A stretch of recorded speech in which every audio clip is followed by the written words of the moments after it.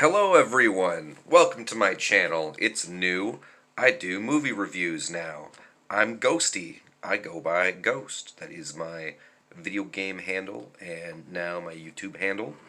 And I'm here to review The Rise of Skywalker. I know there's probably a lot of reviews out there right now, but you guys just can't get enough. Just like me, I want to watch a whole bunch of them. But I haven't yet. I haven't watched any of the reviews. I looked through some of the channels and read the titles. That one Star Wars girl and Shadowversity. Shoutouts to those guys. They have no idea who I am.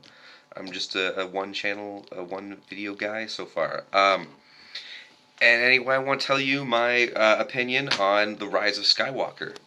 And it was good. I loved it. I thought it was great. I didn't like the first two very much. I thought they were okay, but I knew that they weren't good standalone films. I didn't think they were good by themselves enough to like, oh, this was good. I'd watch this one again. I won't. They're not. They weren't appealing to me personally. Um, but maybe I will when I want to get into some lore in the future. Um, anyway, but for this movie, it's in itself. I think it was a great standalone film. Um, and I think the characters it felt a lot like it was an apology for the last two that they made, which I know a lot of people didn't like. Um, so some people would say that it was said to me that maybe I'm focused too much on the visual part because I have talked to some people about this already, and that's why I'm thinking it's so good. And granted, it was visually very appealing. I'm a huge fan of the art style and CGI and technology. That was really well done. But also, I thought the story and the lore was still good too. I really liked how they added the new powers. And some people say that they just won't even watch these films because they're just not at all like the originals. And personally, I never had a problem with that in the prequels. I thought the prequels were great. It came out around the time when I was the age of Anakin, when he was in Episode 1. So maybe it was more for me at the time.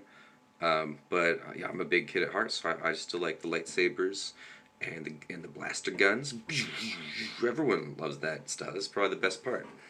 That those can be in the same type of movie together. Guns and swords in harmony. Mind blower. But one of my friends was saying that, yeah, they didn't think it was at all like the old Star Wars movies, and it's just way too different. And I think that this one had, ironically, a lot of the old movies involved in it. For one, spoilers, spoilers now. How Rey was the offspring of some super evil dude.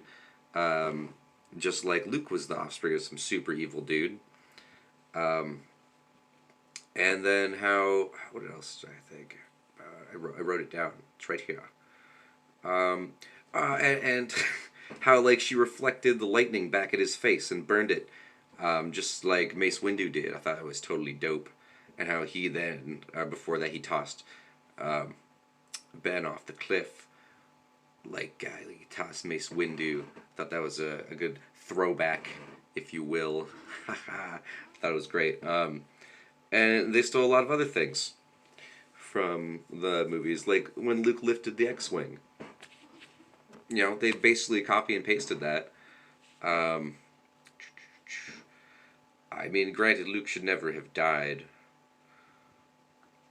Oh yeah, and they showed Rey going through a training montage, and then even after going through that training montage, Ben or Kylo was still able to hold her at bay as she attacked him with all of her dark side energy, just kind of tiring her out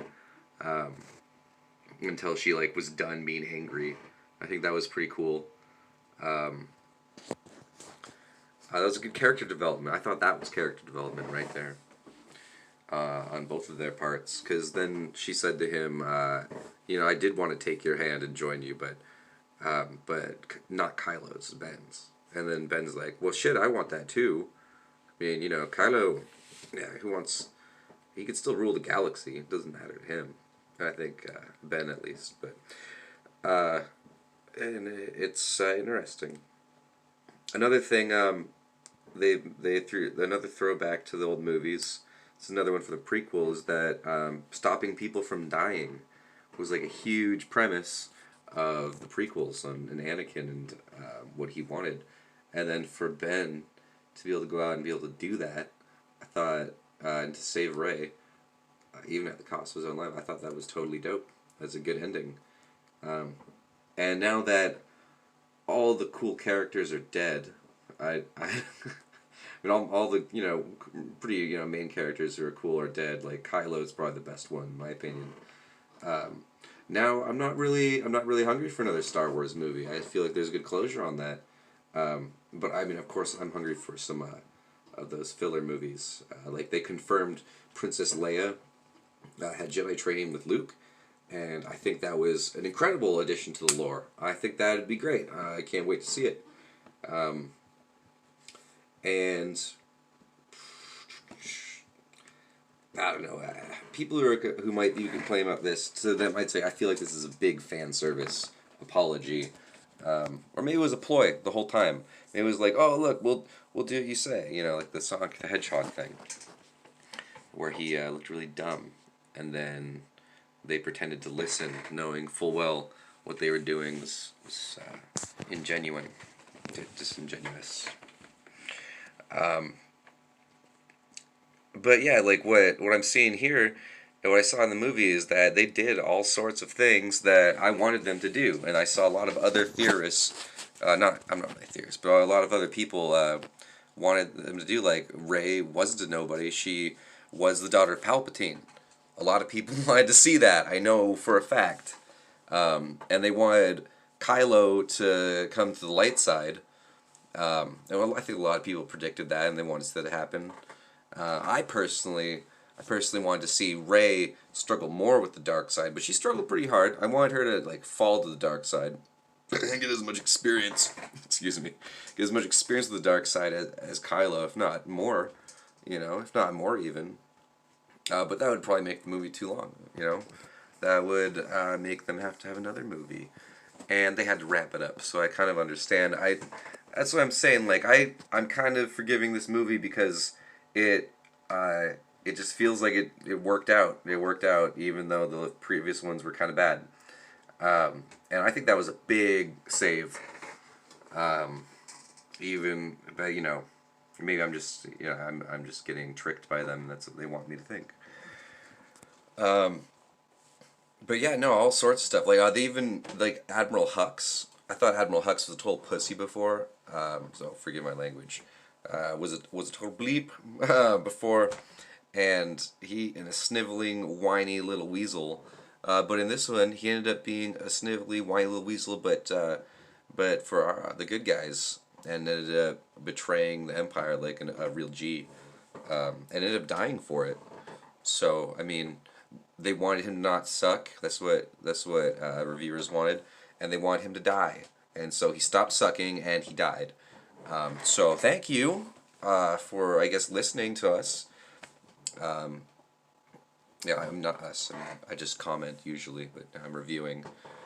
Um, and yeah, that's it. Like I think that's it. Yeah, it's just like it had a lot of stuff. She trained. He had struggles with dark. I don't know. There's probably more. I might make another video.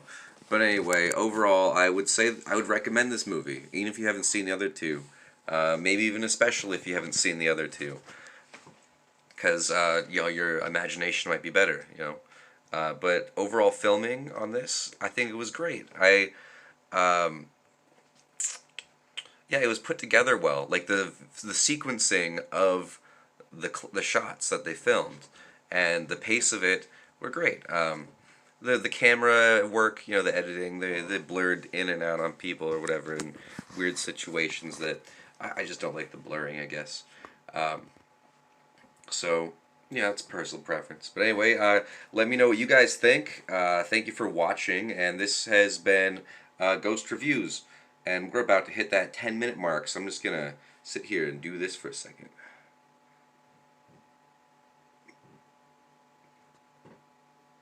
Boom. 10 minutes. Thanks for watching. Hit that like button and subscribe. Smash him. Smash both those buttons. Hit the bell to give me support. And yeah, leave a comment.